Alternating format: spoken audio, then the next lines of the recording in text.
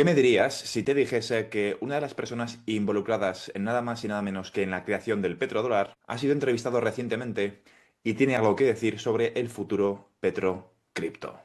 Si me sigues desde hace 4 años, sabes perfectamente a quién me refiero porque lo he nombrado múltiples veces en mi canal. Me refiero a Jim Richards. Y es que Jim Richards no es cualquier persona. Este abogado, economista y banquero de inversión, además de autor de varios bestsellers, trabajó durante décadas para Wall Street, en firmas como por ejemplo Citibank. Ha sido asesor nada más y nada menos que del Departamento de Defensa del Pentágono y dirigió los primeros juegos de guerra financieros del Pentágono. Básicamente simulaciones sobre cómo podrían usarse las finanzas como arma. Ha sido asesor nada más y nada menos que de la CIA. Ha sido también asesor en temas de amenazas financieras post-11S y ha tenido colaboraciones directas con el Departamento del Tesoro de los Estados Unidos y con la Casa Blanca. Todo ello en materia de geopolítica, análisis financiero, estrategia económica, crisis financieras y todo aquello que pudiese poner en jaque la hegemonía de Estados Unidos como potencia mundial. Así que después de esta pequeña introducción, creo que podemos llegar muy rápido a la conclusión de que su opinión importa porque es una opinión cualificada, con experiencia durante muchísimas décadas de forma activa en el gobierno de los Estados Unidos y tiene algo que decir sobre el hecho de que Bitcoin o otros activos digitales se puedan utilizar o se estén utilizando para liquidar transacciones, para pasar por el estrecho de Hormuz. En esta reciente entrevista explica cuál es su opinión sobre Hormuz, Bitcoin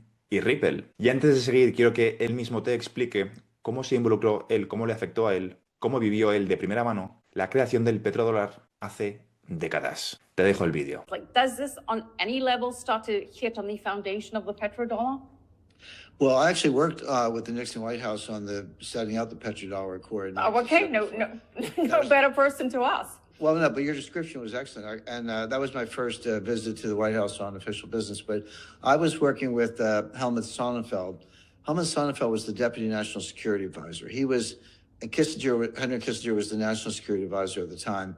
The Sonnenfeld, his nickname was Kissinger's Kissinger. He was like the big brain behind Henry Kissinger. But that the petrodollar accord had two prongs. Or two choices, carrot and stick, if you want to put it that way. So Treasury Secretary William Simon and Jerry Parsky were kind of the good guys, and I was working with Helmut and and Henry Kissinger. We were the bad guys. And what I mean by that is what we said to the Saudi Arabians was, you can price oil in dollars. Take the dollars, give them to Citibank or some financial institution, buy treasuries, or put them in CDs. The banks will lend the money to South America. They'll buy our stuff. We'll get the economy going. Get out of the recession that was caused by the 73-74 oil embargo, and everybody wins. You get. You get good investments. You get the military protection we talked about. We get the dollar's reserve currency because everybody needs oil. Well, if oil is priced in dollars and everyone needs oil, then everyone needs dollars, and that's been true ever since. But that was the carrot. But the stick was, if you don't agree to that, we're going to invade the eastern provinces of Saudi Arabia. We're going to take over the oil fields.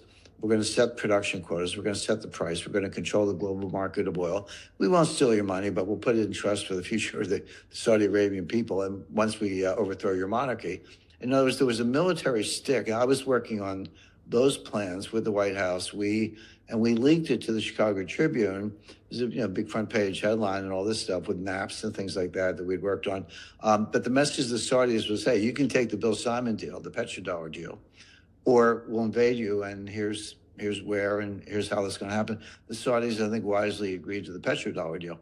Bien, ahora después de haber escuchado la primera intervención de Jim Richards, quiero que reflexiones sobre el siguiente concepto: the carrot and the stick, la zanahoria y el palo. Una estrategia que implementó Estados Unidos hace décadas para implementar y para impulsar el petrodólar. Les pones una zanahoria delante, es decir, un incentivo económico, y de forma simultánea, si no aceptan ese incentivo económico, les das con el palo. Esa fue la estrategia explicada por el propio Jim Richards, que estuvo involucrado junto con Henry Kissinger. Esa fue la estrategia que utilizaron hace décadas para implementar el petrodólar. Y quiero compartir contigo la siguiente reflexión. Puede que Estados Unidos esté implementando exactamente la misma estrategia, pero esta vez no con un petrodólar, sino con un petrocripto. Es decir, amenazas a Irán con invadir su territorio, fuerzas un acuerdo con Irán donde le intentas convencer de que se utilicen activos digitales, lógicamente activos digitales creados en territorio americano, y si no acepta tus términos, lo invades por tierra. Una estrategia muy parecida que llevaron a cabo con Arabia Saudí. Quizá estemos viendo una estrategia que ya se implementó en el pasado y puede que esta vez vuelva a funcionar. Y la pregunta, lógicamente, es Bitcoin o XRP. O también quizá monedas estables.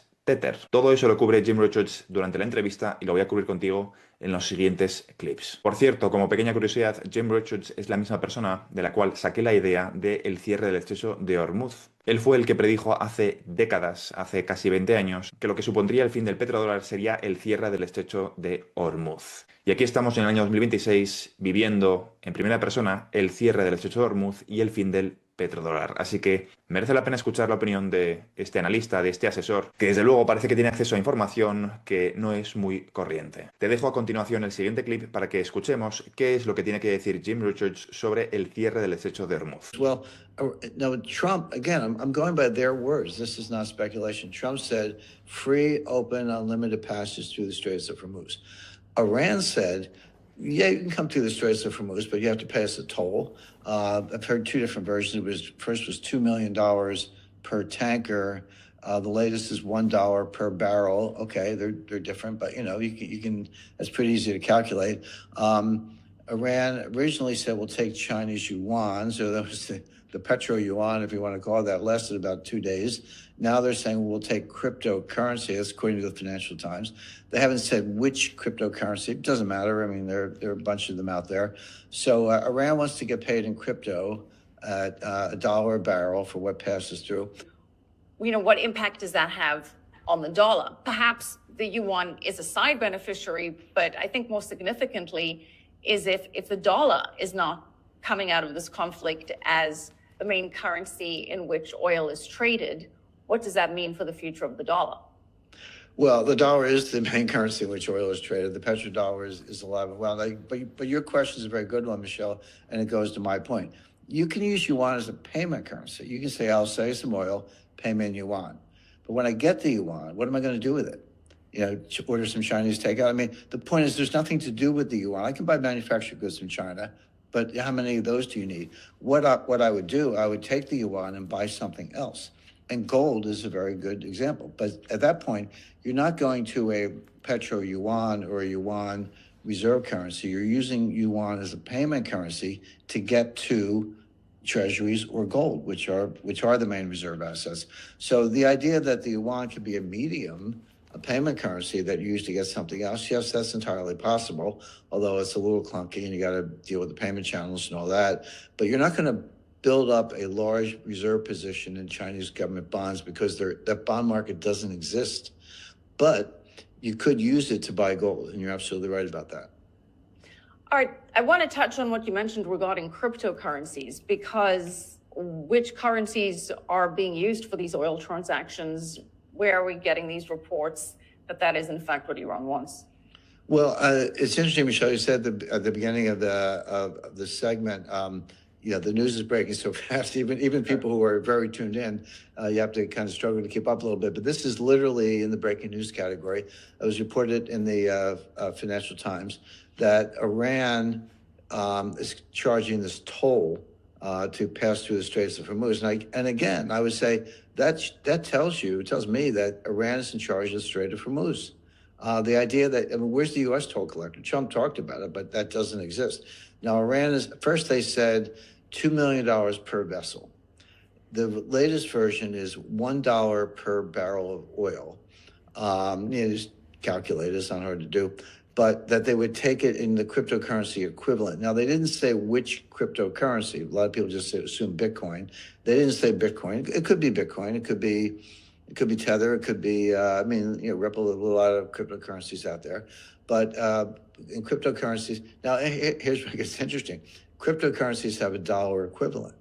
So you're always back to the dollar, no matter how hard people try to get away from it. And my point is, if it's $1 per barrel, I'll take the crypto equivalent of $1 per barrel. You're still using the dollar as your frame of reference.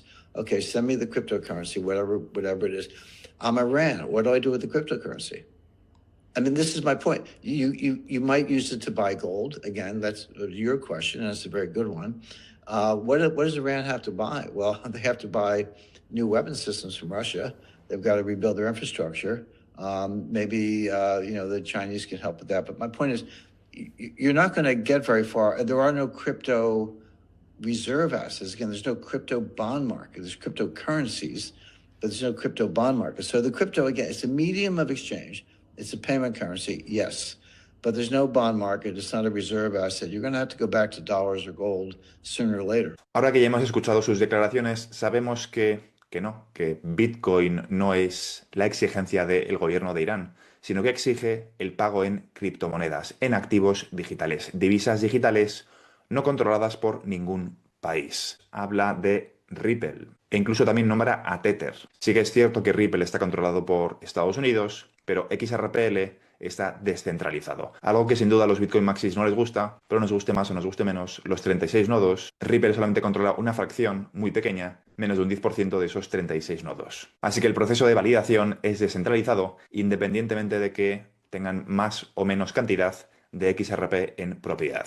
Ese famoso escrow, un 37%, de los cuales 1.000 millones van liberando cada mes. La primera idea que quiere transmitir Gem es que lo que estamos viendo es una modificación de los pagos, no un proceso de desdolarización en cuanto a la divisa del dólar como divisa de reserva mundial, sino que estamos viendo una modificación del mecanismo de pago. El dólar, mucha gente desconoce esto, pero el dólar tiene dos funciones: la divisa de reserva mundial y, por otro lado, la divisa de comunicación. Y no se está poniendo en jaque la divisa de reserva mundial, sino que lo que se está poniendo es en jaque la divisa de comunicación. Por eso creé esa infografía donde lo que explicaba es que las funciones del dólar iban a ser sustituidas por XRP. Mucha gente lo interpretó como que era la divisa de reserva, pero expresamente puse las funciones para dejar claro que lo que vamos a ver es un cambio en los mecanismos de comunicación y no en el dólar como divisa de reserva mundial. O al menos por ahora. De hecho, Jim Rickards lo vuelve a explicar en esta entrevista. Pero la pregunta es ¿por qué? ¿Por qué quieren utilizar activos digitales? La realidad es que lo que es realmente esta tecnología es un mecanismo de transmisión de valor.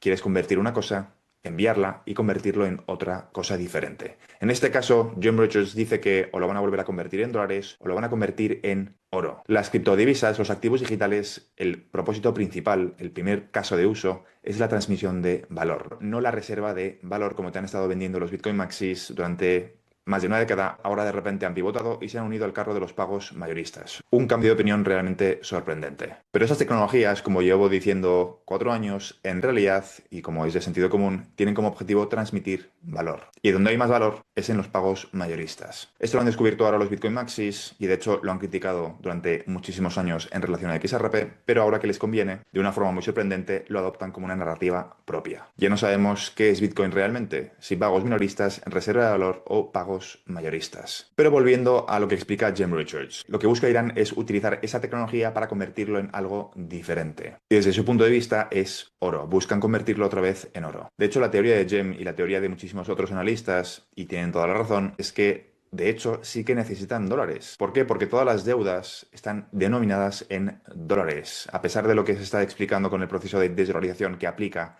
simplemente al mecanismo de comunicación, no aplica a la divisa de reserva mundial, ni aplica a las deudas, sigue habiendo, a pesar de todo lo que está pasando, una fuerte demanda de dólares. Y me remito a los vídeos anteriores que no voy a cubrir de nuevo en este vídeo, hablando sobre The Dollar Milkshake Theory, que Jim Rickards vuelve a explicar, que consiste básicamente en que sigue habiendo una demanda muy fuerte de dólares, que no es una teoría, de hecho, que es un hecho. Todas las deudas están denominadas en dólares y los países, las naciones, necesitan devolver esas deudas con dólares. Así que la idea que quiere transmitir Gem es muy sencilla. El mecanismo de transmisión es lo que está ahora mismo en juego y es lo que se está modificando. Es lo que va a cambiar. A continuación te dejo otro clip. And as we know, the Trump administration recently passed the Genius Act, which means that stablecoins are ultimately backed by U.S. treasuries and U.S. debt. So you're saying that, I mean, that the majority of the stablecoins are U.S. dollars. So, and to issue a stablecoin, you now need to back it by U.S. Treasury. So you're saying that the dollar stays in the system irrespective of how this plays out. Yeah, you can hit it on the dollar, but you can't get away from it. It's interesting that, again, the reports, by the way, this is all breaking news, that we'll learn more in the days ahead, but the reports say that Iran will take cryptocurrencies for the world. Let's just say it's Tether, and I haven't seen that reported, but Tether is a good choice. It's a good question. It's the biggest stable coin. Who owns Tether? Who's the sponsor of Tether? Well, one of the significant investors is Howard Lutnick, who's the U.S. Secretary of Commerce.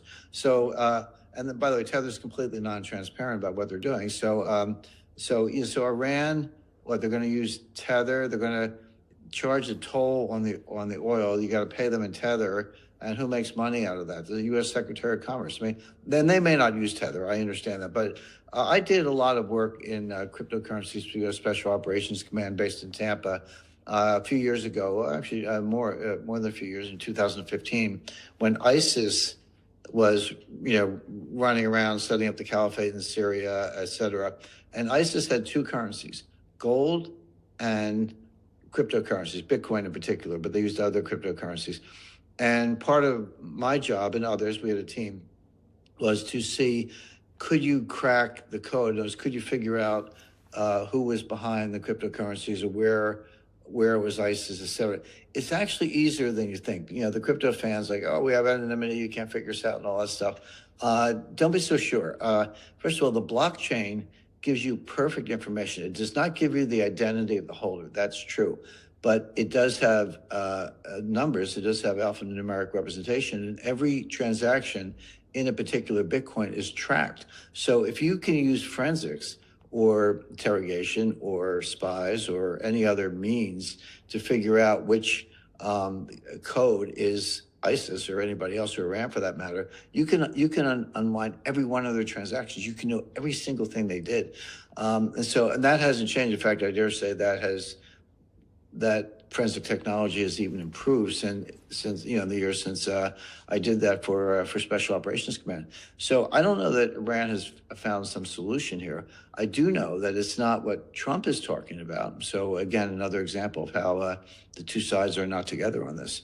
But I agree with you that at the end of, well, I don't put words in your mouth, but at the end of the day, you either kind of get back to gold or treasuries, because they're the only markets big enough to absorb these flows. Bien, ya lo has escuchado. En las propias palabras de James Richards, explica que ISIS, que él estuvo involucrado en el rastreo de este tipo de operaciones, trabajando con el gobierno y con la Casa Blanca, con el Pentágono, explica que ISIS utilizaba principalmente dos activos, Bitcoin y oro. Y desmiente otro mito muy extendido en la comunidad de Bitcoin Maxis, que consiste este mito en decir que Bitcoin es opaco. Él explica que no es opaco, que de hecho es todo lo contrario a opaco, que te permite operar con una capa bajo un seudónimo, pero que en realidad es muchísimo más fácil rastrear todas las transacciones gracias a Bitcoin, que de hecho prefieren Bitcoin al efectivo. Y acaba explicando de nuevo lo mismo, que lo que buscas es un mecanismo de transmisión para convertirlo o en oro o en treasuries. Y como reflexión final, en otro de los clips, explica que lo importante es la velocidad del dinero, que así es como Estados Unidos salió en el pasado de la recesión.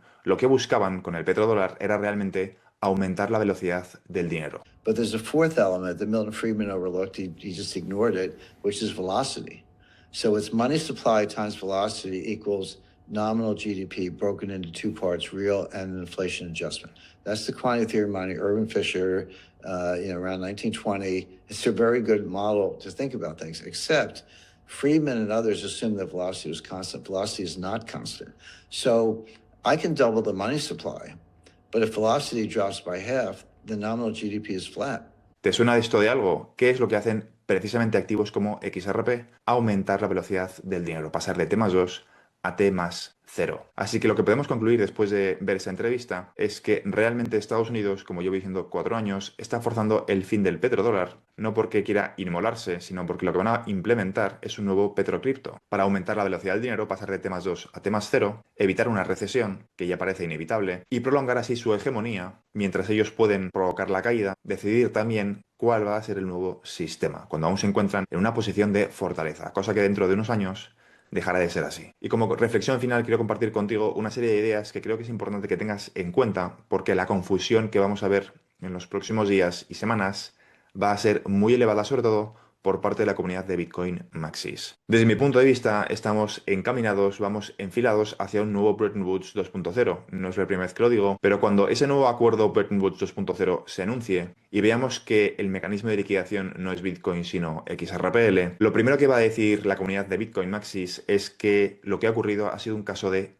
corrupción. Y la realidad es que cuando esto se decidió no había competidores. Y quiero darte un dato. Nos hemos enterado ahora, en el año 2026, que Aponte, el dueño de MSC, con una fortuna de 82.000 millones de dólares, hace 2 años se enteró de que el cierre del estrecho de Hormuz se iba a producir como consecuencia de un conflicto entre Israel e Irán. Y decidió apostar a través de esta compañía, Sinoco. Decidió invertir más de 3.000 millones de dólares para comprar los petroleros que se verían beneficiados por el cierre del estrecho de Hormuz. También sabemos que Jim Richards predijo el fin del petrodólar hace casi 20 años, precisamente por el escenario que estamos viviendo, el cierre del estrecho de Hormuz. Así que tienes que preguntarte hasta qué punto esto está planeado, hasta qué punto esto está improvisado, y quiénes son actores y quiénes son players honestos. A donde quiero llegar es al hecho de que cuando se decide que XRPL va a ser el mecanismo de comunicación de pagos mayoristas intergubernamental, no había competidores. Bitcoin no tenía capacidad tecnológica para absorber ese volumen y ahora que el ecosistema ha florecido, van a tachar lo que va a ocurrir de corrupción. Van a decir que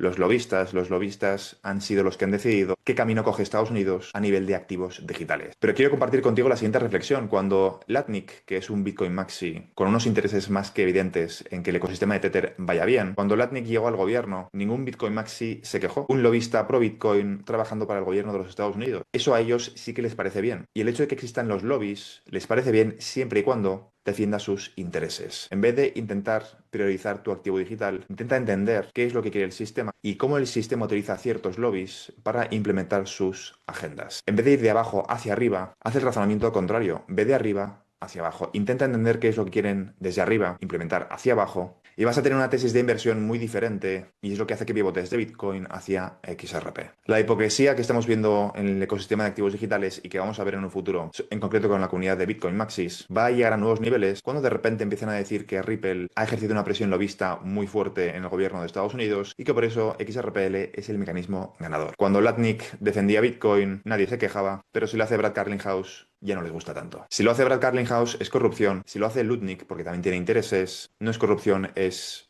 un libertario. La doble vara de medir de la comunidad de Bitcoin Maxis es realmente espeluznante. Así que repito, pregúntate qué es lo que quiere el sistema, pregúntate cuándo se decidió esto, porque lógicamente Jim Richards sabía hace casi 20 años que esto iba a ocurrir, lo sabía a Ponte hace 2 años y por eso soltó 3.000 millones de dólares, más de 3.000 millones de dólares para comprar esos petroleros que se han visto beneficiados por el cierre del estrecho de Hormuz, y muchísimos otros empresarios que se han ido enterando poco a poco de este cambio de paradigma, este cambio en el sistema financiero hacia tecnologías de contabilidad distribuida. Como reflexión final, el resentimiento hacia una élite no es una tesis de inversión, que es, por desgracia, lo que representa Bitcoin. Comparto las ideas libertarias, comparto muchísimas de las tesis de los inversores en Bitcoin, no comparto la ejecución. No puedes tener como tesis de inversión que vas a acabar con los bancos centrales, con los bancos comerciales, porque literalmente no se lo cree nadie. Lo que vamos a ver es una reinvención de toda la banca comercial pivotando y banca central pivotando hacia tecnologías de contabilidad distribuida. Y cuando anuncien el nuevo Bretton Woods 2.0, basado en activos digitales, donde el oro vuelve a instalar la confianza entre los países y se utilizan activos digitales para liquidar ese patrón oro, esa vuelta al patrón oro, será evidente, pero la oportunidad habrá desaparecido